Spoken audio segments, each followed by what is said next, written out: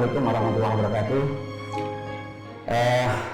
Sejak maraknya perkembangan COVID-19 ini atau yang disebut dengan virus corona, jujur saja cukup membuat panik masyarakat tanpa terkecuali keluarga besar pesantren. Saya yakin hampir semua pesantren juga akan mengalami hal yang sama. Hanya saja kami melihat bahwa situasi ini harus cepat untuk disikapi, karena pemerintah sudah memutuskan bahwa sejak pertanggal 16 bulan Maret kemarin itu meliburkan sekolah selama 14 hari sebagai upaya untuk menekan penyebaran virus corona ini. Artinya 14 hari itu adalah masa inkubasi, sehingga kami terutama di Pondok Daman Guru ini, salah satu pondok cabang dari pesantren Zainul Hasan Degong, kemudian secara cepat pula kami menyikapi dengan melakukan lockdown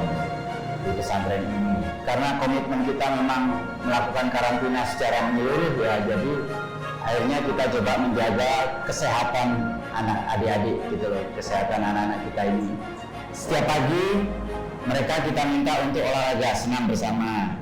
Kemudian santri juga kita jamoni biar kuat. Terus kemudian mereka sholatnya juga kita jaga, kebersihannya terutama mereka hampir puluhan kali dalam setiap hari itu mereka selalu mencuci tangan dengan benar, dan mereka juga kita jaga makanan dan gizinya selama ada di karantina di pesantren. Dan kemudian kita, kalaupun kemudian ada kebutuhan yang mereka butuhkan yang harus mereka beli di luar, kita ada semacam gojeknya lah. Jadi ada beberapa pengurus, satu pengurus yang kita utus, memang kita tugaskan mereka untuk membeli keperluan apapun yang santri perlukan. Jadi mereka mencatat, kemudian mereka keluar, begitu mereka masuk, mereka juga harus mencuci tangan dengan baik, semuanya bersih, baru mereka kita perbolehkan untuk masuk ke dalam pesantren. Jadi kita upayakan apapun, kita coba untuk agar yang ada di dalam ini tetap berusaha untuk higienis, tetapi kita mencoba memblok yang dari luar agar kemungkinan tertular dari orang-orang yang keluar masuk ini jadi minimal. Jadi sementara itu yang kita lakukan. Satu hari sebelum lockdown, kita mempersilakan wali santri untuk menengok putra putrinya untuk yang terakhir kali selama masa karantina 14 hari. Dan mereka juga, kita ada fasilitas grup wali santri yang mana juga kita ada handphone khusus yang dipegang oleh pengurus. Sementara selama 14 hari ini kalau orang tuanya kangen, mereka bisa video call, mereka bisa ngobrol lewat video dan lain sebagainya, boleh lewat telepon juga bisa. Jadi sementara itu, dan ternyata memang respon dari wali santri luar biasa, dan saya yakin daripada mereka harus pulang ke rumah di masa-masa seperti ini, putra-putri mereka akan jauh lebih aman ada di pesantren karena terjaga dengan baik, terjaga dari kontak dari luar, dan di sini juga mereka kita awasi dengan cukup ketat, termasuk kesehatannya. Kalau di pondok kami memang kebanyakan mayoritas mereka adalah sekolah di satu lembaga, yaitu SMP unggulan bilingual boarding school. Jadi begitu kita tetapkan hari Senin pesantren libur, otomatis sekolah juga menetapkan hal yang sama. Jadi sekolah kita liburkan, pondok kita lockdown.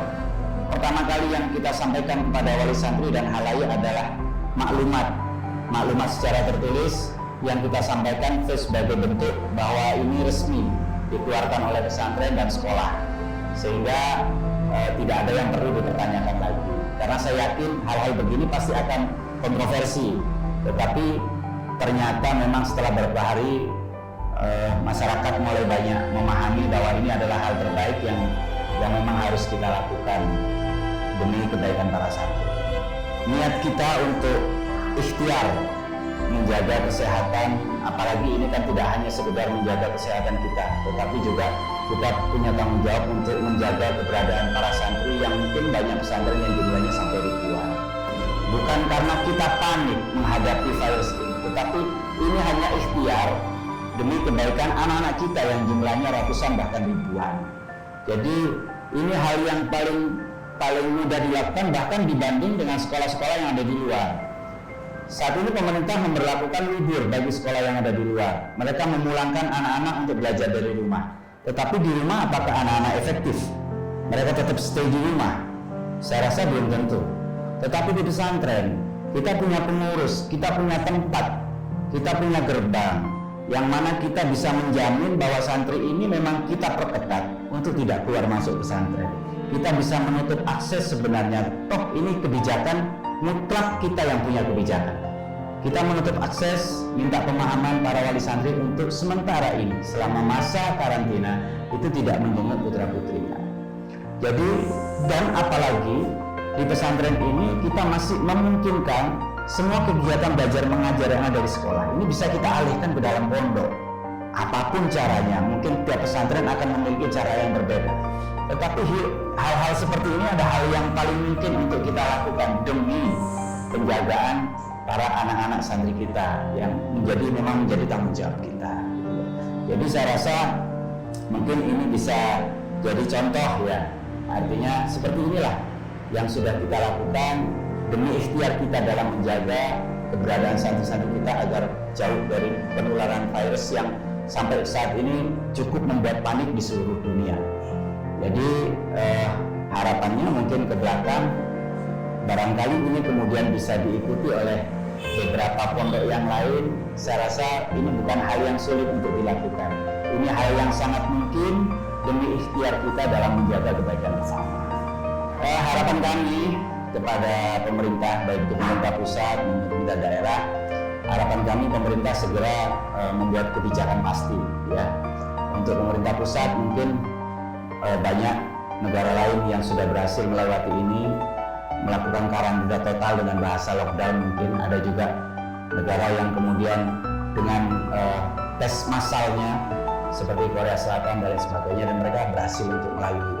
Dan negara kita sampai detik ini pemerintah pusat belum memutuskan, hanya memutuskan untuk social distancing, jadi artinya menjauhi keramaian. Dan ini bukan sebuah solusi yang pasti. Artinya kita butuh kepastian pemerintah itu lebih berani untuk melakukan penanganan terhadap hal ini. Dan untuk pemerintah tingkat 2 utamanya, jujur kami melakukan lockdown ini karena memang kami harus belajar lebih cepat dan memutuskan lebih cepat. Kami berharap ada banyak sosialisasi yang efektif yang dilakukan kepada hampir semua pesantren. Sekarang adalah bulan Syaban, yang mana bulan Syaban ini merupakan hari rayanya pesantren. Ada banyak kegiatan pesantren yang diadakan di bulan Syaban, intihan, Syabanan, kemudian ada majelis sholawat, orang menikah, banyak sekali. Dan di sini acara-acara ini berkumpulnya ribuan orang untuk jadi satu.